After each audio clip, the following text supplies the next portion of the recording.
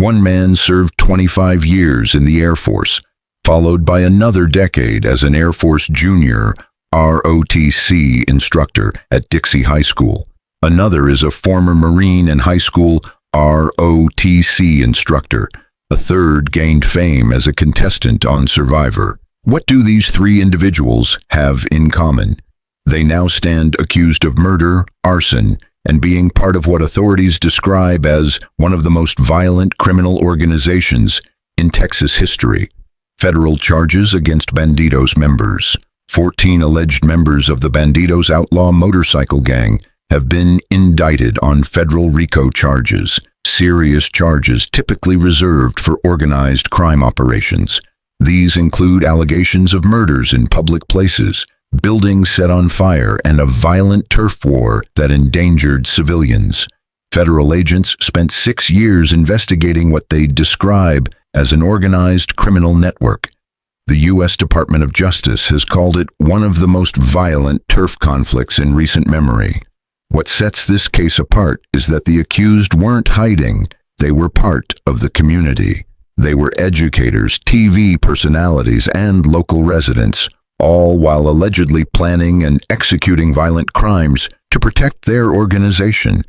This case involves strict loyalty codes, targeted attacks, and a complex hierarchy that took multiple law enforcement agencies, including the FBI and the Texas Department of Public Safety, years to penetrate. The rise of the Bandidos.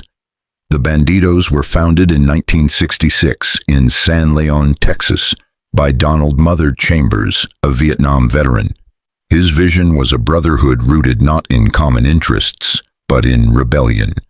The club identified itself as part of the so-called 1%, outlaws who rejected the rules, followed by the other 99% of motorcycle riders.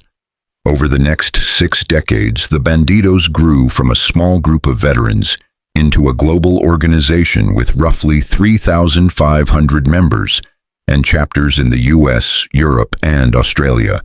Their internal structure mimics that of a military organization.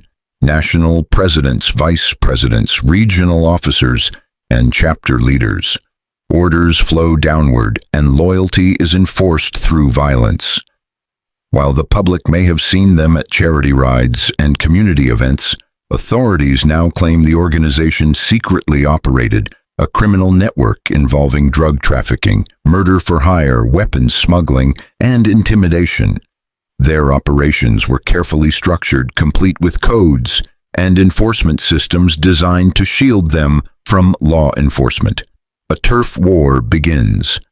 In 2019 in Houston, the balance between rival motorcycle clubs began to break down. A new group called BEAST entered what the Bandidos considered their territory. The response wasn't negotiation, but violence. The Katy chapter of the Bandidos, known for their aggressive reputation, reportedly received an order: smash on sight. That meant any beast member spotted anywhere could be attacked immediately. What followed were coordinated assaults across southeast Texas. These weren't spontaneous fights. They were planned operations. Chapter leaders held meetings to assign roles: who would carry out the attack, who would drive, and who would handle the escape. The goal was clear: eliminate any rival presence and maintain control. Attacks in public spaces.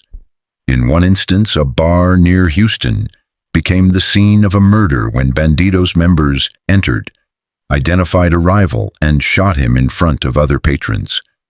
In another, a cafe was stormed in a coordinated attack on beast members. Perhaps the most psychologically damaging event occurred in 2023 at a nightclub in Lamar, where Bandidos members beat their rivals and took their vests, symbols of their identity. They then posted the vests online as trophies. These acts weren't just about violence, they were about humiliation and dominance. The federal indictment. By early 2025, federal prosecutors unveiled a sweeping 27-page indictment under the RICO Act.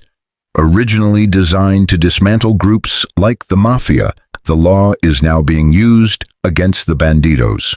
14 men from the Houston area, many from the Katy chapter, were charged with crimes including murder in aid of racketeering, conspiracy to commit murder, attempted murder, arson, drug trafficking, firearms violations, assault with deadly weapons. These charges are not isolated. Prosecutors are aiming to prove the Bandidos Club itself functions as a criminal enterprise, and that its internal rules, codes, and leadership facilitated these crimes. Investigators used phone records, surveillance footage, internal club documents, and informant testimony to build their case. The charges span 5 years and multiple counties, indicating this was not random violence, but a deliberate, organized campaign. Building the case. The investigation required extensive coordination across agencies and jurisdictions. The FBI, DOJ, Texas DPS, and local police departments in Houston, Pasadena, Lamar, Katy, and Montgomery County worked together over 6 years. They monitored movements, collected evidence, and ultimately revealed how the club operated internally. Prosecutors didn't just target low-level members, they went after the leadership, those who gave the orders and controlled the violence. For the first time, the hierarchy that protected the club may become its downfall. The individuals involved. The indictment names individuals with both public and criminal identities. Their mugshots reveal people who lived ordinary lives on the surface until their alleged crimes came to light. Big John Pfeffer is accused of being the president of the Katy chapter and directing violent acts including murder. Darby 10-Round Hinojosa is described as the chapter's enforcer, allegedly responsible for carrying out hits and assaults. He faces attempted murder and conspiracy charges. John Tech 9 Splendorio allegedly used his technical skills to coordinate multi-location attacks and surveillance. Brandon Loco Hance, perhaps the most publicly recognizable, was a former Survivor contestant. Prosecutors say he set fire to a building as a way to earn respect and prove himself to the club. Crimes in public places.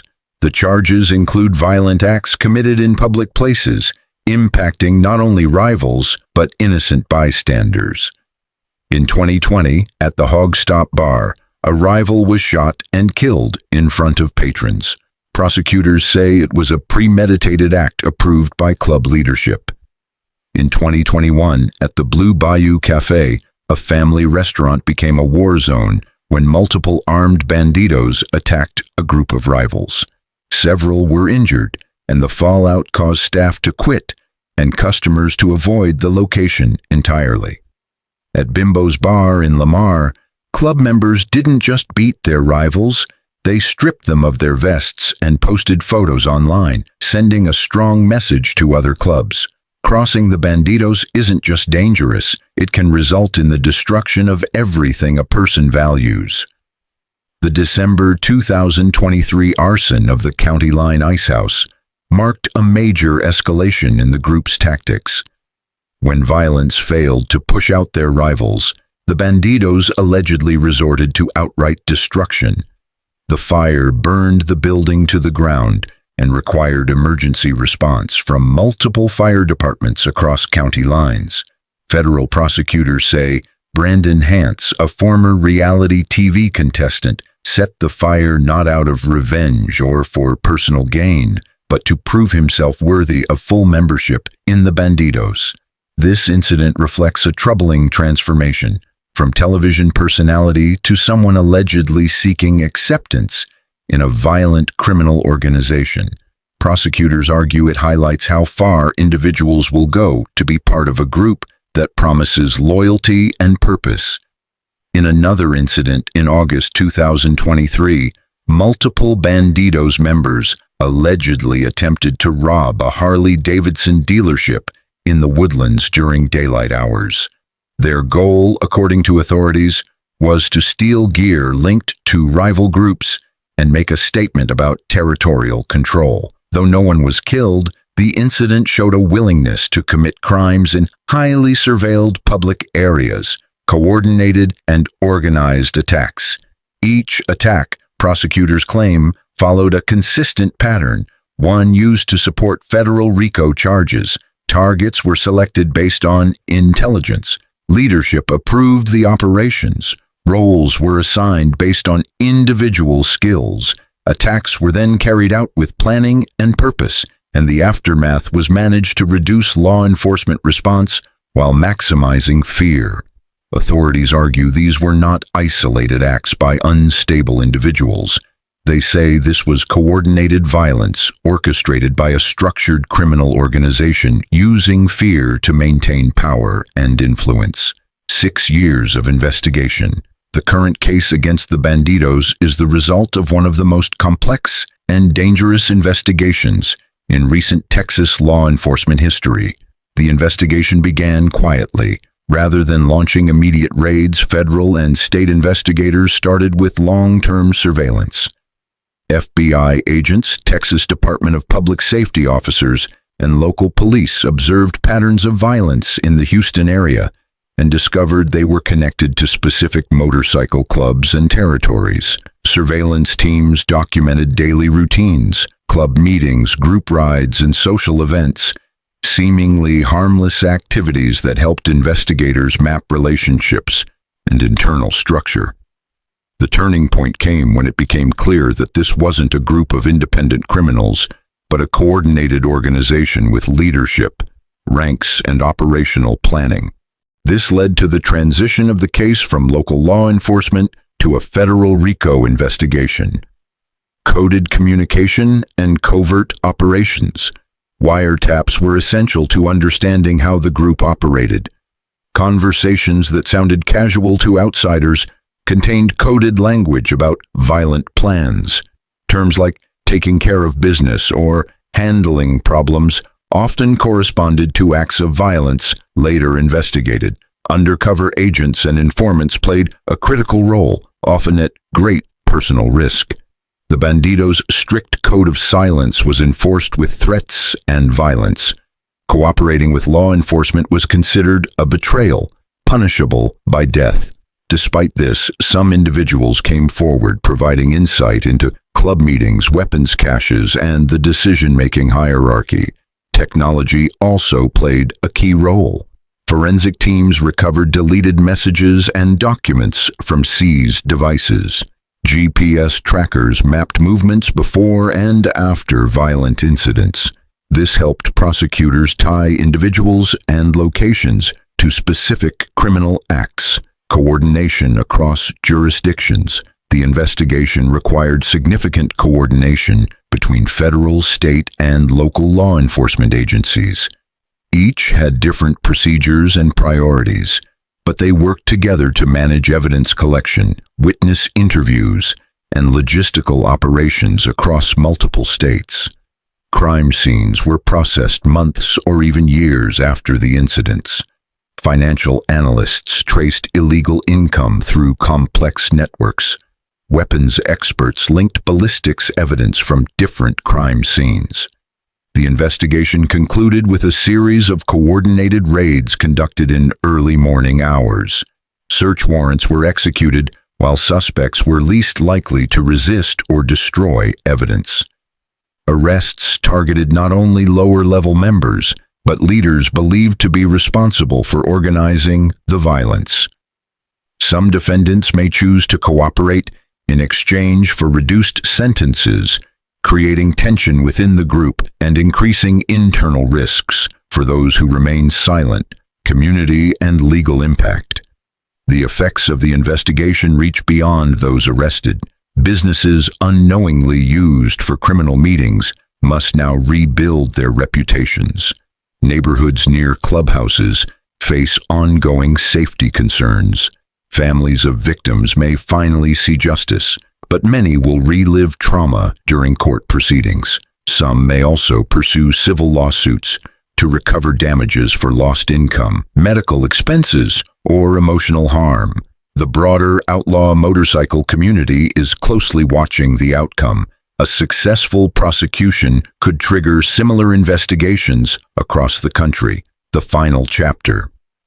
This case began with three seemingly unlikely individuals, a Marine, a teacher, and a reality TV personality, now accused of participating in a violent criminal enterprise. At its core, the Bandidos promised brotherhood beyond societal norms. For many, that promise filled a personal void, offering identity, loyalty, and meaning. But federal prosecutors argue that what the Bandidos offered was not belonging, but control. Loyalty became a tool for enforcing silence. Identity became a way to trap members in a cycle of crime. The organization that once claimed to offer purpose now finds itself dismantled in federal courtrooms. The men who once wore patches with pride may now face life behind bars. Their communications reduced to letters sent between high-security prisons.